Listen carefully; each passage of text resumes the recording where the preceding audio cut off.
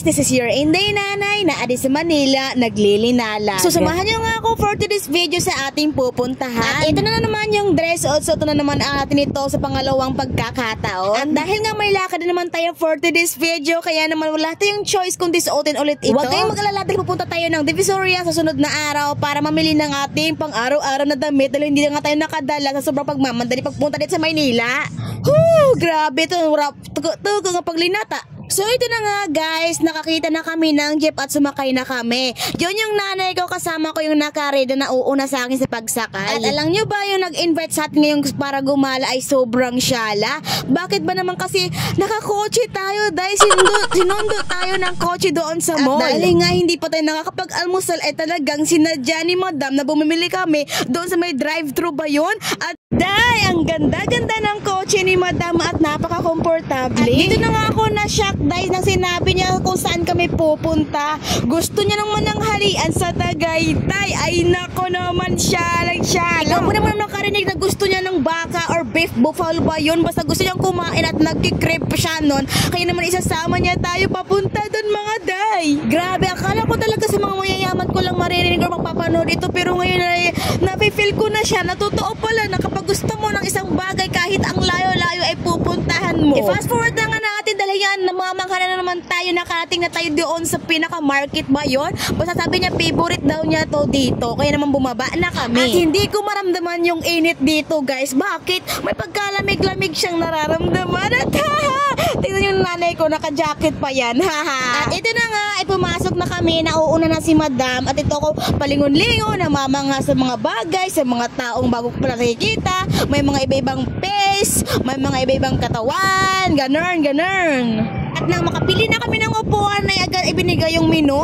At alam niyo ba yung tinignan ko yung mga prices ay malak na huyang guys. Grabe. Yung mga presyo niya ay hindi ko talaga kayanin sa bulsa. Alam niyo ba? Pag ganito marami kayo, 1,000 plus yung binabayaran. Pero kapag isa ka, mga 300 plus yun. Oh my God. Tapos yung rason ni madam kaya daw mahal dahil baka daw yung ulam. Eh ako naman, tayo naman ang taga-baryo. Sanay tayo sa baboy, sa baktin, ganun. At hindi ko pa ma-differentiate kung anong pinagkaiba ng lasa basta may mais, yun na yun. At sinimulan ko na ngayong pagkain guys dahil nagugutom na rin ako dahil ang layo-layo kaya ng biyanahin namin. At dito ko na nasabi na worth it pala. Grabe, ang sarap pala. Ay, ang sarap ng sabaw, ang lambot ng karne.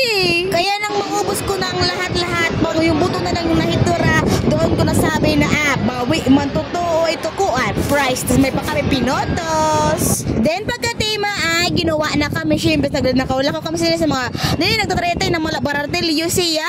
Tapos nagharap kami si Ramadan at sa unahan naghanap sila mga protas nga kanradadadon nga sa Manila.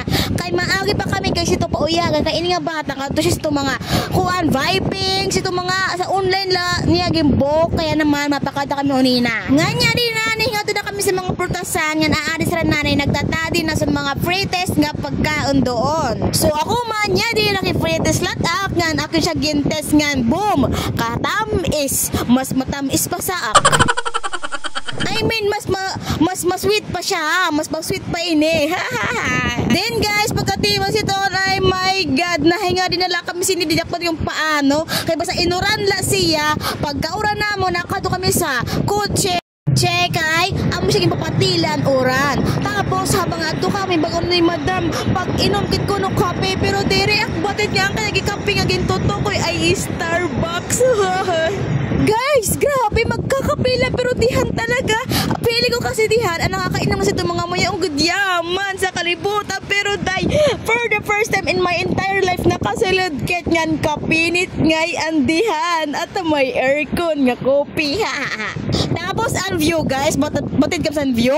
Grabe guys, mala siya doon, malakadyak sa babaw sa bundok kay kahaluag sa nakikitaan sa ilarom. May mga dagat, may mga bundok, may mga city adrito. Aray ko, di ka na okay kinikita niyo kay adrito sa Hirayo good.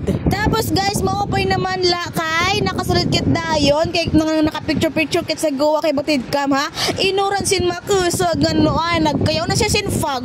Kadara mo sa tukuan hamog sa Goa, di na nagkukulwa nito mga bundok-bundok kay sinulod-nilak nga niya din na anat kape. Aw, may siya kasi ice, malakopi, milk tea ni.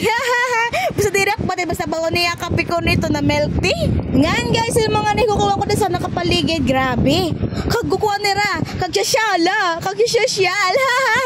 Ganang parang ito nakikita mo sa aura nira na I have money. So sito ka aura. Then pagkatima ay gimbuksin na atang kanya sipi baboy sa akon. Na mo tutuloy bakit ka mo sa pauyagan kay bago mauran man ko no bagaw. Di kay ka mag-enjoy kay maura kay buko ko. Ano lakit si ton uri dalakit. Pero bago na ya wait la ko no pero buko.